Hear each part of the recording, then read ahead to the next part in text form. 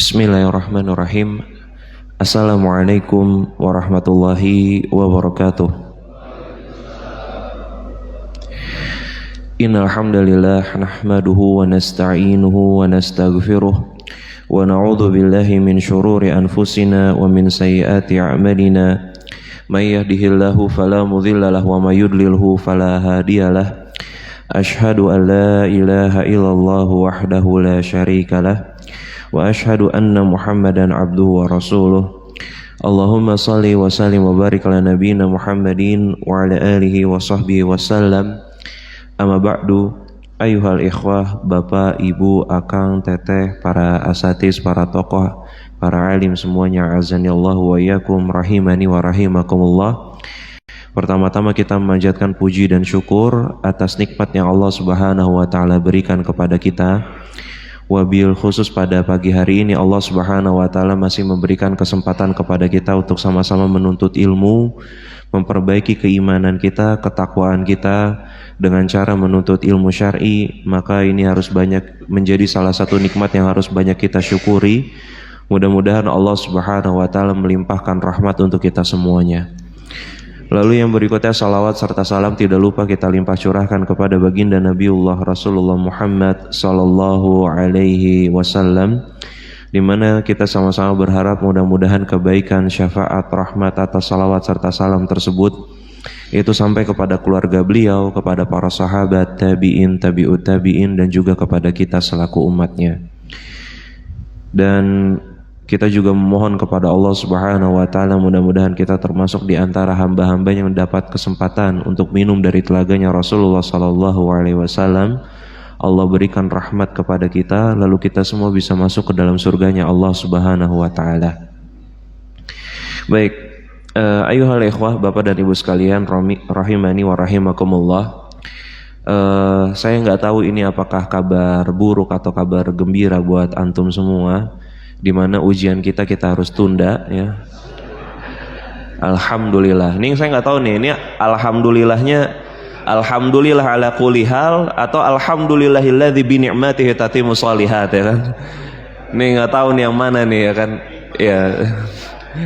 Salah satu karena ada isu Pak terkait dengan aplikasi yang biasa digunakan, yaitu apa, Quizizz itu gitu ya. Ternyata saya lupa untuk merenewal subscription-nya gitu. Nah, kemungkinan kalau misalnya tidak dengan aplikasi itu kita balik lagi ke zaman 20 atau berapa tahun yang lalu lah gitu ya. Zaman-zaman kita masih muda ya. Pakai itu Pak, pakai kertas ya, pakai kertas insyaallah ya.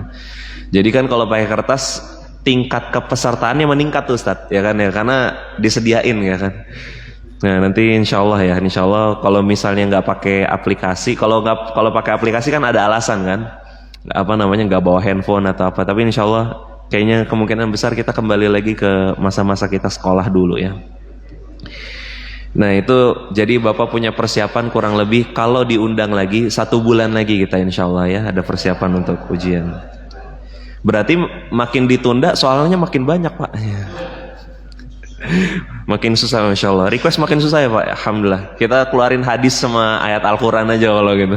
Biasanya kan itu tantangan terberat kita tuh. Kalau udah ujian nih ayat yang mana gitu kan, artinya apa.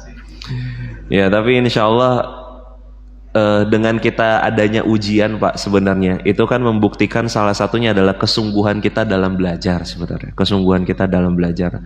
Dan bukti di antara hikmah atau capaian yang ingin kita capai dari belajar itu kan mendapatkan rahmat dari Allah Subhanahu wa taala.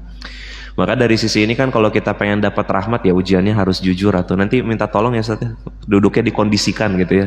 Jangan dekat-dekatan gini bisa diskusi nanti jadinya. Ini ujiannya ujian mandiri ini masing-masing nanti ya. Nanti minta tolong dikondisikan insyaallah ya. Baik, ayyuhal ikhwah, bapak dan ibu sekalian, rahimani wa rahimakumullah. Sebagaimana yang diumumkan oleh DKM bahwasannya pada pagi hari ini kajian kita tematik.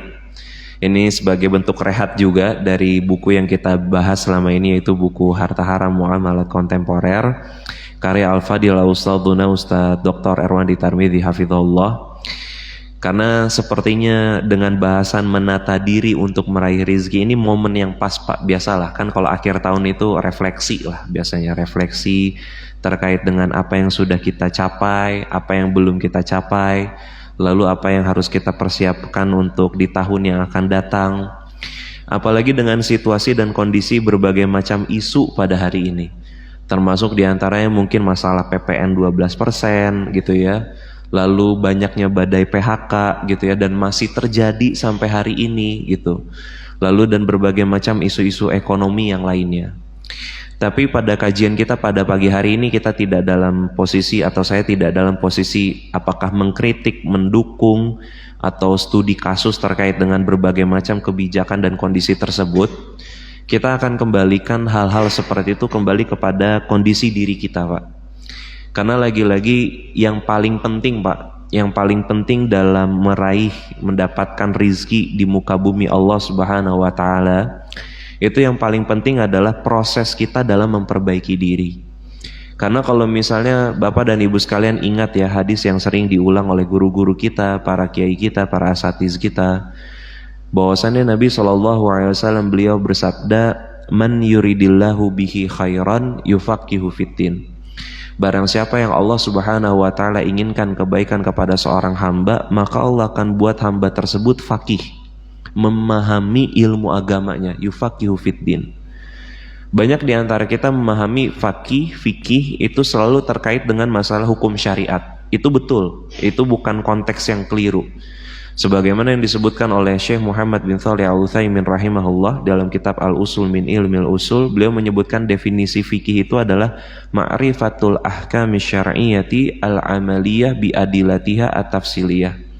Bahwasannya fikih itu adalah memahami konteks, memahami hukum-hukum syariat al-amaliyah yang sifatnya itu praktek, terapan, bi adilatiha at-tafsiliyah, beserta dalil-dalilnya secara terperinci. Betul, itu pemahaman fikih itu sederhananya adalah terkait dengan hukum Islam, sebagaimana yang kita pelajari beberapa tahun kebelakangan ini terkait dengan fikih muamalah. Kita ingin mengetahui bagaimana Allah Subhanahu wa Ta'ala mengatur terkait dengan bagaimana cara kita mencari nafkah, mencari rizki, memperhatikan terhadap aspek halal dan haramnya. Tapi di sisi yang lain, fikih itu punya makna yang jauh lebih dalam Pak. Fikih itu adalah terkait dengan pemahaman kita terhadap sesuatu agar itu merubah karakter kita menjadi pribadi yang jauh lebih baik. Karena salah satu objektif utama, tujuan utama kita mempelajari fikih muamalah itu selain memahami halal dan haram Pak, kita juga memahami ya, kita juga melakukan perubahan terkait dengan cara kita mencari nafkah. Itu yang pertama. Yang kedua, yang paling penting adalah memperbaiki orientasi hidup kita dalam mencari nafkah. Seringkali ketika kita mencari nafkah, mencari rizki, ketika kita berdagang, ketika kita bekerja, kita memiliki pemahaman yang keliru ketika kita mencari nafkah tersebut. Yang penting adalah anak sekolah, yang penting misalnya cicilan kebayar misalnya, yang penting aset saya berkembang dan seterusnya. Padahal kalau misalnya kita mau tarik itu semua kembali kepada apa yang Rasulullah SAW ajarkan kepada kita, mencari nafkah, bekerja Pak, berusaha untuk mencari karunia di muka bumi Allah, ini tuh termasuk di antara bentuk perintah yang Allah Subhanahu wa Ta'ala berikan kepada kita. Contoh aja misalnya, kita itu harus bersyukur Pak. Orang-orang Yahudi contohnya, syariat orang Yahudi yang benar itu adalah mereka dilarang untuk bekerja, mencari nafkah, berdagang, bekerja di hari kebesaran mereka, di hari Sabtu. Kita sebagai muslim selesai sholat Jumat, apa kata Allah Subhanahu wa Ta'ala? Fantashiru fil ardh, bertebaranlah kalian di muka bumi Allah Subhanahu wa Ta'ala. Buat cari apa? Buat cari nafkah, kerja, berdagang, berniaga. Bahkan saya mendapatkan faidah yang luar biasa dari guru saya Ustaz Rasa Gunar Sahafidhullah, ketika beliau menyebutkan salah satu di antara bentuk sunnah yang ditekankan itu ketika kita selesai menunaikan sholat Jumat, Itu adalah dengan bekerja, Pak. Jadi seharusnya selesai sholat Jumat, kita itu semangat, Pak, cari nafkahnya. Kerjanya tuh semangat, dagangnya tuh semangat. Jadi nggak ada hari di mana kita dilarang untuk bekerja, Pak. Ini luar biasa, Pak. Syariat yang Allah Subhanahu wa taala tetapkan untuk kita itu betul-betul untuk memudahkan kita hidup di muka bumi Allah. Makanya saya pernah bahas bahwasannya bedanya syariat kita sebagai seorang muslim, umatnya Rasulullah SAW dibandingkan umat-umat terdahulu, bahwasannya tidak ada satupun yang dilarang untuk kita itu sebagai bentuk hukuman, gak ada, Pak. Diharamkannya khinzir, ya, babi, diharamkannya riba, diharamkannya judi, itu tidak ada satupun atas pengharaman tersebut itu dalam rangka bentuk hukuman kepada kita, nggak ada. Tapi justru itu memproteksi kita, Pak, agar kita itu tidak terjerumus ke dalam kesalahan, agar itu menjaga eksistensi kehidupan kita di muka bumi Allah, dalam rangka menjaga hubungan antara satu manusia dengan manusia yang lain. Makanya kita harus banyak bersyukur dari aspek ini.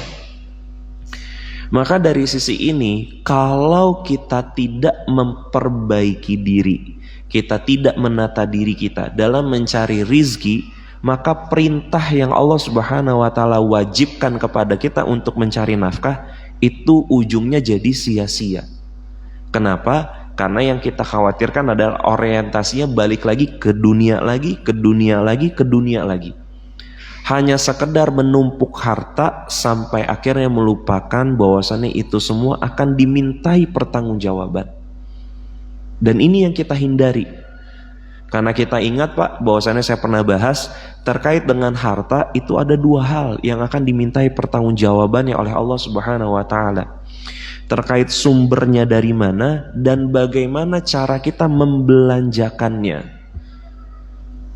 Apakah ibu-ibu ketika dikasih nafkah sama suami, dikasih uang belanja, lebih banyak untuk beli gamis atau lebih banyak tuh ketawanya ketawa ikhlas tuh, berarti bener tuh. Iya. Tiap bulan kembar pasti selang 2 hari paket, ya kan, ibu fulana, ya kan gitu. Apalagi bapak-bapak yang nerima gitu kan, udah nerima ternyata paketnya COD gitu kan. Tahu aja ibu-ibu teh triknya kapan ada di rumah si bapak teh gitu. Yang bayar jadinya pakai uang bapak ya. Maka dari sisi ini gitu ya, maka dari sisi ini coba kita perhatikan bagaimana cara kita membelanjakan harta. Karena itu semua akan dimintai pertanggungjawabannya oleh Allah Subhanahu wa taala. Maka dari sisi ini ada pelajarannya. Ada caranya, ya, ada pelajarannya, ada caranya. Yang pertama, dan sebenarnya materi ini tuh berulang kali saya ulang-ulang. Karena apa? Ini kadang-kadang kita tuh suka lupa, Pak. Jadi harus penting bagi kita untuk memurajaah materi tersebut. Yang pertama, cara kita untuk memperbaiki dalam mencari rizki, yang pertama adalah innamal a'malu binniyat. Terkait dengan amal perbuatan itu tergantung dengan niatnya, Pak. Jadi ketika kita bekerja, ketika kita mencari rizki, ketika ibu dititipin uang belanja sama suami, maka perbaiki niatnya. Uang yang Allah Subhanahu wa taala titipkan kepada kita melalui pekerjaan, melalui usaha atau niaga kita, ini mau kita belanjakan untuk apa? Apakah benda, apakah aset, apakah apapun itu yang kita belanjakan dari harta yang kita miliki, ini semakin mendekatkan diri kita kepada Allah Subhanahu wa taala ataukah tidak? Maka dari sisi ini kita harus introspeksi diri kita. Banyak-banyak muhasabah, Pak, atas rizki yang Allah Subhanahu wa taala titipkan kepada kita. Sejauh mana rizki tersebut, uang, gaji, keuntungan yang kita raih di muka bumi Allah Subhanahu wa taala ini, itu semakin memperbaiki diri kita ataukah tidak? Karena jangan sampai begitu lelahnya kita bekerja, begitu lelahnya kita berdagang, lalai terhadap kewajiban-kewajiban yang Allah Subhanahu wa taala tetapkan. Manusia seringkali bisa merubah skala prioritas di dalam hidupnya karena hanya disebabkan faktor uang. Dan ini yang bahaya. Saya udah berulang kali cerita, sahabat Abdurrahman bin Auf hijrah, meninggalkan seluruh harta yang Allah Subhanahu wa taala berikan kepada Abdurrahman bin Auf dengan apa-apa yang sudah ia usahakan ketika di Mekah. Proses hijrahnya 3 kali, 2 kali ke Habasyah, baru yang terakhir ke Madinah tanpa membawa dinar, tanpa membawa dirham. Gak ada handphone pak, gak ada laptop, gak ada internet. Hanya bermodalkan keimanan, keyakinan atas syariat yang dibawa oleh Nabi Muhammad SAW, beliau hijrah. Tapi intas dukillah yasduka. Barang siapa yang jujur kepada Allah, maka Allah akan wujudkan cita-citanya. Dan apa-apa yang dibutuhkan oleh seorang hamba untuk meningkatkan keimanannya, menaikkan derajatnya baik di dunia maupun di akhirat, sama Allah dikasih pak. Dan itu yang terjadi oleh sahabat Abdurrahman bin Auf, karena orientasi hidupnya benar. Dia mencari nafkah, mencari rizki dalam rangka ketaatan kepada Allah Subhanahu wa taala. Makanya kita hari ini, khususnya mungkin bagi kita yang laki-laki, di mana kita punya kewajiban untuk bekerja, menafkahi anggota keluarga kita di rumah, maka pahami ini semua bagian dari perintah yang Allah Subhanahu wa taala tetapkan untuk kita sebagai seorang pemimpin. Maka dengan begitu, maka kita akan bersyukur baik dalam kondisi sedikit maupun dalam kondisi banyak, baik ketika sempit maupun ketika lapang. Dan ini kan yang harusnya menjadi sikap kita. Ketika Allah berikan nikmat kita bersyukur, ketika Allah berikan ujian bersabar. Dan ketika ujian itu hadir, datang, tiba, ucapkan inna lillahi wa inna ilaihi raji'un. Dia bukan sebuah perkataan yang hanya terkait dengan kematian, tapi semua bentuk ujian. Agar kita sadar bahwasannya kita ini hakikatnya milik Allah. Rizki yang kita perjuangkan dari subuh sampai malam, itu semua hakikatnya adalah karunia dari Allah. Dan terserah Allah mau memberikannya sedikit ataupun banyak. Tapi kita tahu bahwasannya pada dasarnya perintah itu wajib, dan kewajiban atas sesuatu harus ditempuh dengan cara yang halal, cara yang benar. Orang yang orientasi hidupnya keliru, cara memandang dunianya keliru, cara memandang mencari keuntungan dan bekerjanya keliru, dia akan sama dengan hadis yang dibawakan oleh Ustaz Dr. Erwandi dalam buku Harta Haram Muamalat Kontemporer di awal-awal pembahasan. Bahwasannya akan datang suatu zaman di mana manusia itu nggak peduli sumber hartanya dari yang mana, mau yang halal kek, mau yang haram kek, yang penting duit, yang penting untung. Kenapa? Karena orientasi hidupnya salah. Makanya kan tujuan utama kita belajar fikih muamalah itu adalah untuk memastikan agar setiap rezeki yang kita dapatkan itu bersumber dari yang halal. Kita membelanjakannya untuk sesuatu yang halal. Jadi belajar fikih muamalah teh bukan tujuannya teh biar kaya gitu pak, bukan. Justru kita berusaha agar baik itu sedikit maupun banyak yang kita dapatkan adalah yang halal. Agar ketika kita berhadapan, ketika di yaumil hisab berhadapan dengan Allah Subhanahu wa taala, dimintai pertanggungjawaban atas seluruh amal yang kita kerjakan selama di dunia, kita bisa mempertanggungjawabkannya dengan penuh ketenangan. Kita bisa ambil catatan amal kita dengan tangan kanan kita dari depan, bukan dengan tangan kiri dari belakang. Karena orang yang mengambil catatan amalnya dengan tangan kanannya dari depan, itu sudah menunjukkan tanda-tanda kebaikan, rahmat dari Allah. Dan itu yang kita harapkan. Dan tidaklah mungkin bagi mereka yang mendapatkan catatan amal yang baik kalau mereka mencari rizkinya dengan cara-cara yang haram. Gak mungkin. Dan untuk meluruskan itu semua, perbaiki niat kita. Makanya Pak, kalau misalnya kita kerja Pak, niat kita lurus, memahami al-amru bil wujub, bahwasannya perintah itu hukumnya wajib. Ketika kita cari nafkah, lalu kita bawa pulang ke rumah, lalu dalam kondisi itu kita melihat kekurangan dari pasangan kita. Ya, rumahnya mungkin lagi berantakan karena anak kita misalnya lagi aktif-aktifnya. Kita itu nggak nuntut jadinya. Bukan dalam artian nuntut itu seperti menghardik mungkin kepada pasangan kita. Kamu ini suami udah pulang capek-capek kerja, bukannya rumah diberesin dan seterusnya, ngedumel bapak. Saya ini capek kerja gitu, nyari nafkah buat kamu gitu. Kalau kita memahami bahwasannya, oh ini saya tuh kerja kewajiban, maka kita akan berlapang dada atas segala macam bentuk kekurangan yang terjadi di rumah tangga kita. Saya tuh kerja bukan dalam rangka mendapatkan apresiasi dari pasangan saya, tapi dalam rangka menunaikan kewajiban yang Allah Subhanahu wa Ta'ala wajibkan. Selesai, Pak. Rewardnya, ganjarannya bukan minta sama istri, tapi mintalah kepada Allah Subhanahu wa Ta'ala. La in syakartum la azidannakum. Kalau kita bersyukur sama Allah, ditambah, Pak. Makanya apapun kekurangan dari pasangan hidup kita, syukuri, Pak. Biar ya. Yang bilang bapak-bapak ya, ibu-ibu ya, saya nggak nambahin ya. Ya, kalau kita syukur, rezeki kita diapain, Pak? Ditambah. Semoga Allah mudahkan. Yang pertama itu, luruskan niat.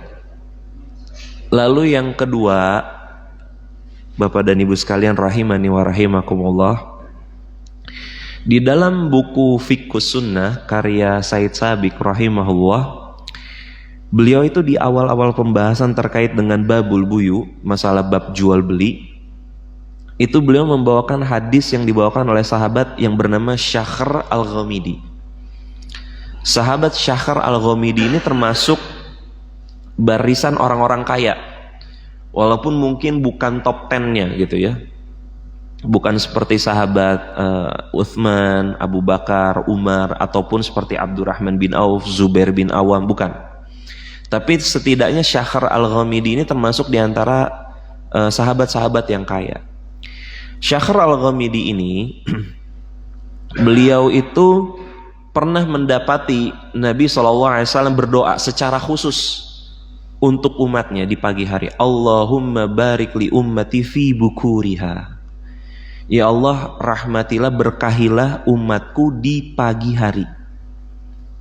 Jadi Nabi SAW menyebutkan doa secara khusus, mendoakan secara khusus keberkahan pada umatnya di pagi hari. Maka dari sisi ini, Syakhr al-Ghamidi ketika mendapati Nabi SAW mendoakan keberkahan di pagi hari, beliau itu setiap memulai mengirimkan kafilah dagangnya itu senantiasa di pagi hari, Pak. Agar apa? Agar keuntungannya itu dilimpahkan dengan keberkahan dari Allah Subhanahu wa Ta'ala. Maka salah satu cara agar kita mendapatkan keberkahan dari rizki yang kita usahakan, dari perniagaan, dari pekerjaan yang kita lakukan, berusahalah mencari rizki itu pagi-pagi, Pak. Makanya kan gak heran tuh, salah satu di antara doa kita di dalam zikir pagi kita itu kan, kita memohon kepada Allah Subhanahu wa Ta'ala, Allahumma inni as'aluka ilman nafi'an, meminta ilmu yang bermanfaat, wa rizqan thayyiban, rizki yang baik, yang halal, yang berkah, Pak. Wa amalan mutaqabbala, dan amal soleh yang diterima. Itu kan doa yang disunnahkan untuk dibaca setelah sholat subuh ataupun di rangkaian zikir pagi. Karena apa? Ini memang momennya, Pak, momen terbaik. Makanya usahakan, Pak, setelah kita memahami ilmu ini, ketika kita mencari rezeki itu, mencari nafkah, berangkatlah di pagi hari. Jadi kalau berangkat kerja pagi hari, jangan ngeluh, Pak. Karena justru itu ikhtiar kita untuk meraih keberkahan dari Allah Subhanahu wa Ta'ala. Macet gak, Pak, biasanya kalau di depan, Pak, pagi-pagi? Macet kan? Oh, Masya Allah. Oh, saya juga kebayang tuh, kalau misalnya keluar Sariwangi itu, Pak, udah macet tuh, Pak, kalau berangkatnya jam 7 misalnya. Maka dari sisi ini kemacetan yang kita hadapi itu Pak, hadapi dengan penuh kesabaran dan berdoalah kepada Allah, mudah-mudahan kemacetan perjuangan kita dalam mencari nafkah ini, mencari rizki ini bagian dari limpahan keberkahan yang Allah berikan kepada kita. Apalagi kita tahu Pak, dalam sebuah hadis ya disebutkan bahwasannya ketika kita bangun tidur Pak, ketika kita bangun di pagi hari itu, bahwasannya pada hakikatnya syaitan itu kan mengikat kita dengan 3 ikatan. Lalu membisikkan kita dengan bisikan bahwasannya tidurlah, langit masih malam itu masih panjang. Biar kita tidur lagi. Jadi syaitan itu menggoda Pak, setiap anak Adam itu digoda di pagi harinya. Ketika kita diwajibkan untuk menunaikan sholat subuh, oleh syaitan itu digoda, udah tidur aja. Udah malam masih panjang. Bangun gitu kan, tahu-tahu udah terang ya kan, matahari udah di atas. Lalu apa kata Nabi SAW di sini solusinya? Maka ketika kita terbangun Pak, maka berzikirlah kepada Allah Subhanahu Wa Taala, baca doa, mohon ampun, perbanyak istighfar. Selesai dari sisi itu akan terbuka satu ikatan yang pertama, ikatan yang menjadi menyebabkan kita tuh ngantuk. Lalu yang kedua, agar terbuka ikatan yang kedua, berwudu Pak. Wudu dulu Pak. Wudu, selesai wudu gitu ya. Lalu yang ketiga, tunaikanlah sholat. Nah, terkait dengan tunaikan sholat ini ada dua pendapat. Ada yang mengatakan sholat sunnah secara mutlak, ada yang mengatakan sholat subuh. Ala kulli hal, apapun dari pemahaman yang lebih tepat dari sisi ini, maka dari sisi ini yang saya ingin garis bawahi adalah bahwasannya Nabi SAW menyebutkan bahwasannya orang yang melakukan hal demikian di pagi harinya, maka jiwanya itu akan bersemangat Pak. Jadi kalau kita bangun di pagi hari, memohon kepada Allah Subhanahu Wa Taala, berzikir, lalu berwudu, lalu melaksanakan sholat, maka jiwa seorang hamba itu akan bersemangat Pak. Jadi ketika kita kerja mencari nafkah gitu ya, jiwa kita tuh semangat Pak. Jadi kalau kita ingin membangkitkan rasa semangat kita, menjemput keberkahan, perbaiki kondisi kita di pagi hari Pak. Maka dengan begitu insya Allah itu bisa menata diri kita dalam mencari rizki. Jadi salah satu poin yang berikutnya, yang kedua, perbaiki kondisi kita di pagi hari. Apalagi hari ini fasilitas mudah ya Pak. Mungkin sebagian bapak-bapak yang Allah lapangkan rezekinya punya water heater misalnya, jadi mandi pagi teh bisa pakai air anget. Kalau saya mah masih pakai ceret gitu kan ya. Maka dari sisi ini syukuri Pak, kalau Allah berikan kemudahan bangun untuk di pagi hari. Tetapi bagi mereka, kata Nabi SAW, yang tidak melakukan hal-hal tadi, yang bangunnya kesiangan gitu ya, tidak berzikir kepada Allah, maka kondisi jiwanya itu jadi lemah Pak. Kondisi jiwanya itu menjadi malas. Makanya kalau kita mau bersemangat, perbaiki kondisi kita di pagi hari.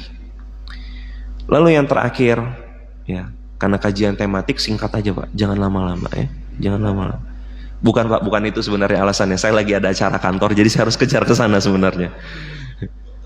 Iya, qadarullah ada acara kantor ya, qadarullah ada acara kantor. Buat Bapak qadarullah, buat saya lagi ada acara ya, bagian dari takdir Allah yang baik lah insyaallah. Ya, lagi ngasuh saya Pak, konsekuensi tugas kantor. Ya, lalu yang terakhir, cara kita untuk memperbaiki diri, menata diri kita, dan ini pernah saya ulang, di mana Nabi SAW beliau bersabda, min husnil islamil mar'i tarkuhu ma la ya'nih. Di antara tanda baiknya keislaman seseorang, mereka akan meninggalkan apa-apa yang tidak bermanfaat untuk mereka. Masih ingat hadis ini? Ini pernah saya bahas.